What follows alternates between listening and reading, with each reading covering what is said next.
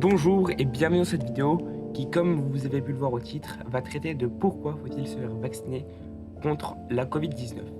Alors premièrement, il faut définir le mot principal de la question qui est vacciner. Donc qu'est-ce que c'est un vaccin?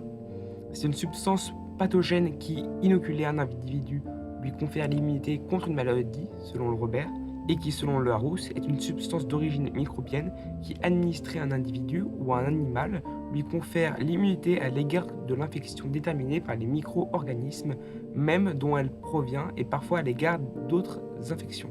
Dans notre cas, le vaccin n'empêche pas d'attraper la Covid, mais réduit les chances de l'attraper ou de la transmettre, et réduit grandement les chances de cas graves, de 5,8 fois pour les gens vaccinés de plus de 6 mois, sans rappel, de 15,7 fois pour les gens vaccinés de moins de 6 mois, et de 21,2 pour les gens vaccinés de plus de 6 mois avec rappel. Alors, on vient donc de voir ce que c'est un vaccin. On peut donc se dire au premier abord que c'est une super chose. Et donc on peut se demander pourquoi aujourd'hui les gens ne veulent pas se faire vacciner. Du coup, on va aborder les différents arguments des gens qui ne sont pas vaccinés et on va voir ensuite s'ils tiennent la route ou non. Alors, on va faire un petit sommaire. Dans un premier point, nous allons aborder les arguments qui disent que nous sommes dans une dictature et que sacrifier des libertés est inadmissible. Dans un deuxième temps, nous allons voir l'argument qui dit que l'État nous manipule ou que c'est un traçage numérique. Ensuite, nous allons voir l'argument qui dit que possiblement il y aura des effets secondaires néfastes que l'on n'a pas encore découverts. Et dans un dernier temps, nous verrons le bonus, autrement dit les questions que je n'ai pas encore pu traiter et que je vais essayer de répondre rapidement. Premièrement, la dictature et la liberté. Alors, c'est l'argument qu'on voit le plus et qui, selon moi, tient le moins la route et qui pourtant est vraiment le plus populaire. Ce qu'il faut savoir, c'est que la vaccination obligatoire existe déjà en France. C'est-à-dire que les nourrissons, les premiers mois de leur naissance, doivent se faire injecter 11 vaccins. Autrement dit, la vaccination obligatoire existe déjà.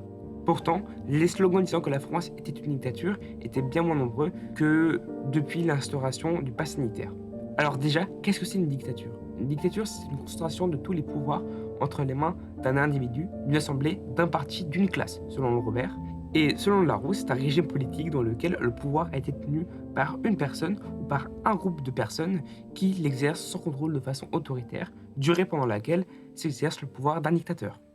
Donc on voit bien à cela que la France n'est donc pas une dictature, puisqu'il y a en France l'Assemblée nationale, le Sénat, plusieurs partis politiques, et le président ne peut pas prendre toutes les décisions. Autrement dit, la France n'est pas dans une dictature. Cependant, on peut se demander, concernant les libertés, y a-t-il privation de liberté?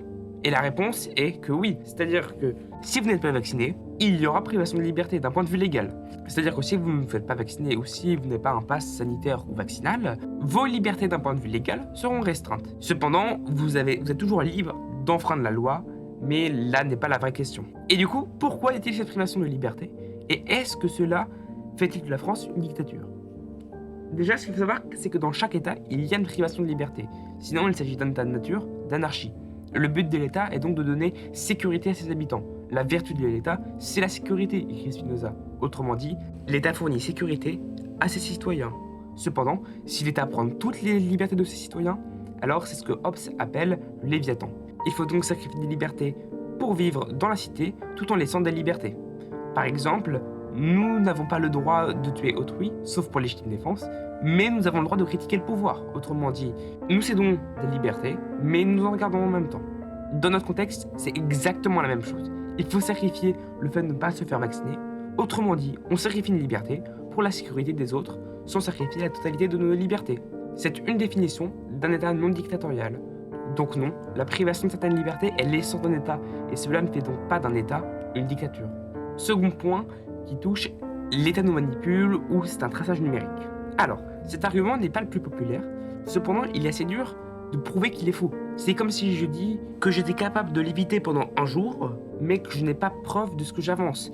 Il est impossible de prouver que cela est faux, à part si on a chaque instant de la journée que je mentionne et que je n'étais en train de l'éviter à aucun moment. Pour faire un exemple plus concret, c'est comme si je dis que Macron est un illuminatif franc-maçon reptilien. C'est très simple de le dire, mais c'est beaucoup plus dur de démontrer que ce que j'ai dit est faux.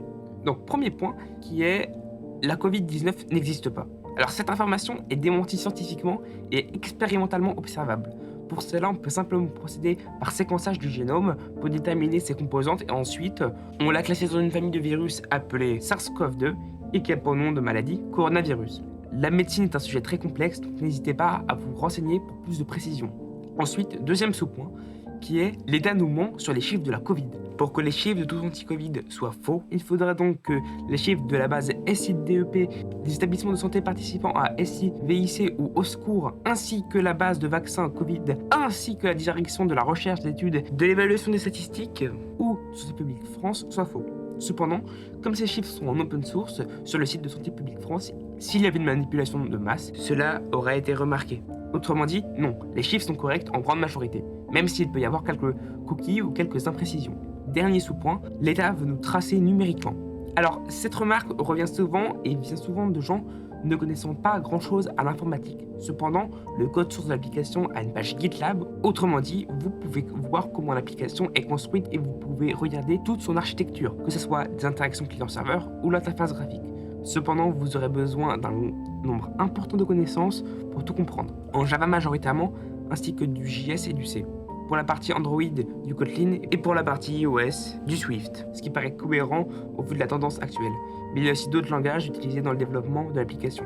Cette application a été faite en partie par des ingénieurs de l'ANSI, l'Agence nationale de sécurité des systèmes d'informatique, Dassault Systèmes, qui possède SolidWorks, un des logiciels les plus populaires dans le monde de l'industrie 3D, et j'en passe. Ce que je veux dire par là, c'est que l'application a été faite par des gens compétents et qui ont énormément de connaissances et de savoir dans ce qu'ils font.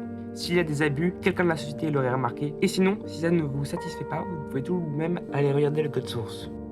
Troisième point majeur qui aborde les effets secondaires. Alors, cet argument est le plus vraisemblable et le plus crédible dans la liste des arguments que j'ai traités. Pour commencer, on peut distinguer deux types d'effets secondaires dans les vaccins. On va les appeler A pour attendu et B pour bizarre.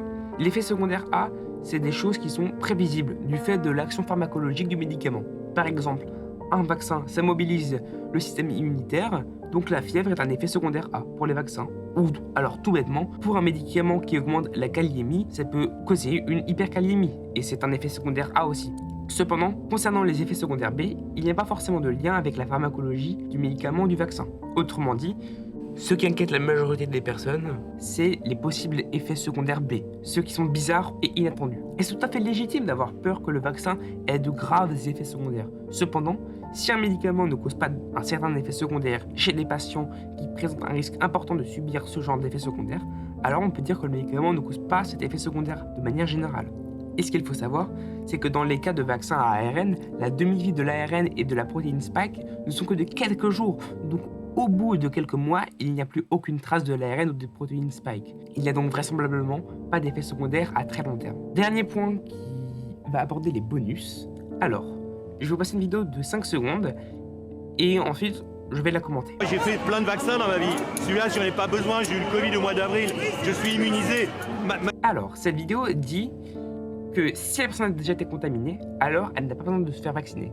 Cependant, c'était pas aussi simple que ça. C'est-à-dire qu'une personne qui a déjà eu le Covid n'exclut pas le fait qu'elle pourra peut-être le avoir dans le futur. Ou du moins, ce n'est pas encore démontré. Et ce n'est pas ce qui est dans au vu des personnes qui l'ont déjà eu plusieurs fois. Ensuite, un autre point est la dose de rappel. Les gens se plaignent qu'il y aura une 3e, 4e, 5e dose et que c'est trop.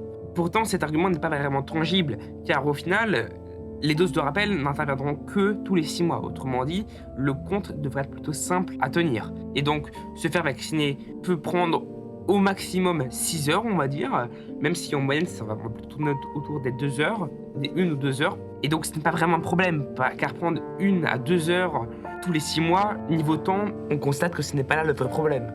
Ensuite, un argument qui vient souvent est l'extrapolation et l'hyperbole de tout contrôler. C'est-à-dire que l'argument consiste à dire qu'ils commencent par nous contrôler avec ça et ensuite ils vont nous contrôler quand on mangera. Non, c'est un peu une extrapolation et ça marche pas vraiment avec plein de choses dans la réalité. Par exemple, aujourd'hui, on a des radars, ça nous contrôle si on respecte bien la vitesse et pour autant, je crois pas qu'il y ait eu de scandale en disant que c'est une atteinte totale à la liberté.